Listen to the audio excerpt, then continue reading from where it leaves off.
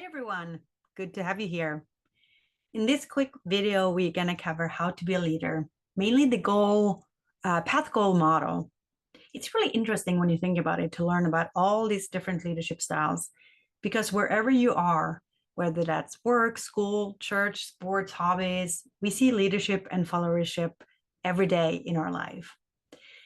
I'm Jessica, I'm with the Culture of Business. And in this channel, I share the basics of organizational behavior, human relations, and management to make sure that you are set up well for personal health and work success. The path goal model of leadership tells us that leaders should adopt a style based on the situation or the environment. And the objective here is to achieve a goal, which is what we do in companies, right? It was developed by Bob House in the early 70s, and I have actually had the opportunity to view Bob give a couple of presentations at the Academy of Management conference that we attend when we are a management or leadership person. A great presenter.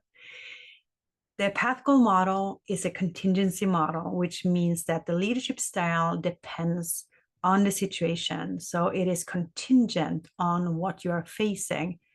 And it's also based on the expectancy theory of motivation. And we talk about expectancy theory of motivation in a different video that I can link below this one.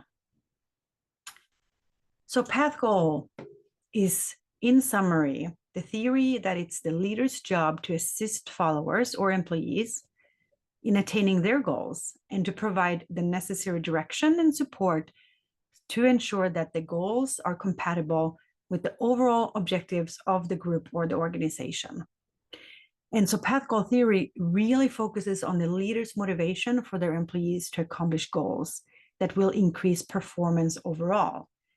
This is in contrast to the adaptive styles that we looked at in the How to Be a Leader Part 1, where there was a different situation for the different style.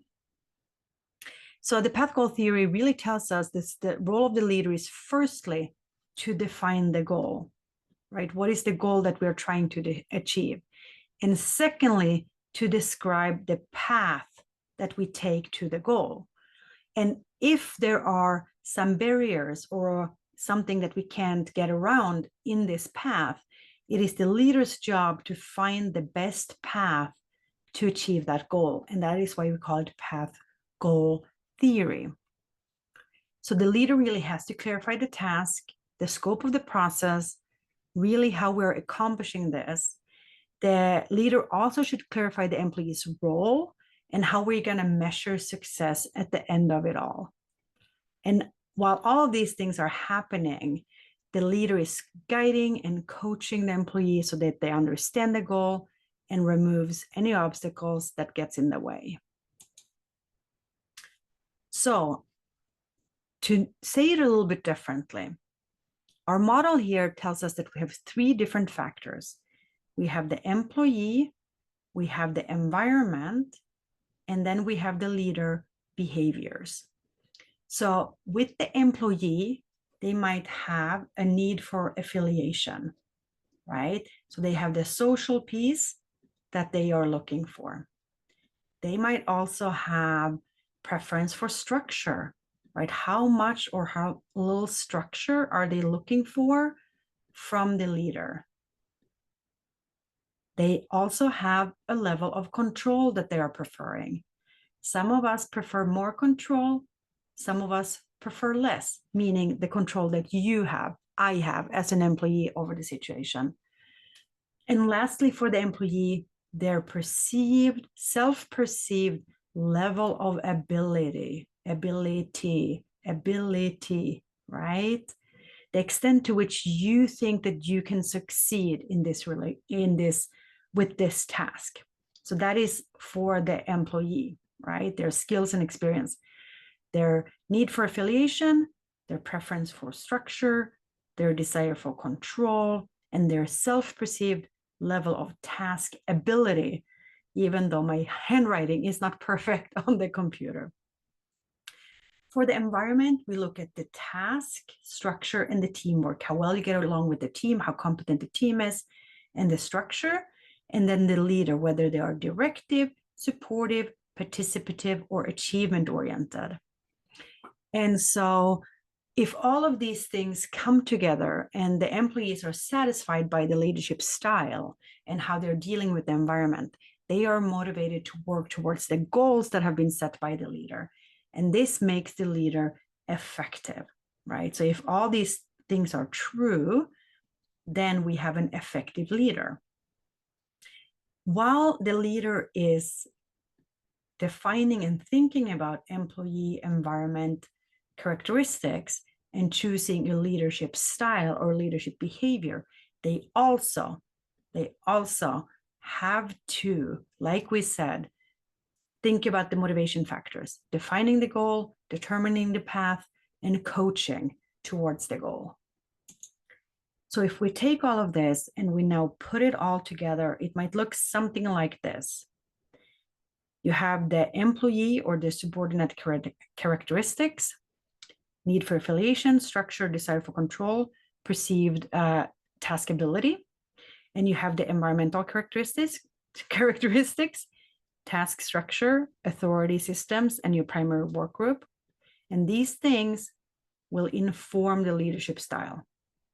So depending on the employee characteristics, environment's characteristics, we now pick a leadership style, one of the four, and then we make sure the motivation pieces are here. Okay, so you have everything here on this slide that you would need. So to give one example of what this can look like in this table, if the employee is dogmatic authoritarian and there's an ambiguous and unclear rule for the task, then we maybe should be a directive style. If the employee is autonomous and they have need for control and clarity, there is some ambiguity still in the task and in the team, maybe we are more participative, right? Because you have an autonomous employee, they like to do things on their own, so let them be involved in it. If you have the authoritarian employee up here that really prefers direction, well, then you are more directive. So this table helps you look at the employee, the environment, and then what comes from the leadership. This one gives additional examples to what we just talked about, more specific ones to help you think through path goal model. We are directive when the employees have high role ambiguity. They don't know what is expected from them. They don't have the competency to do the work, and they have external locus of control. They don't believe that they actually have control over the task. We are supportive when tasks are boring and repetitive and stressful.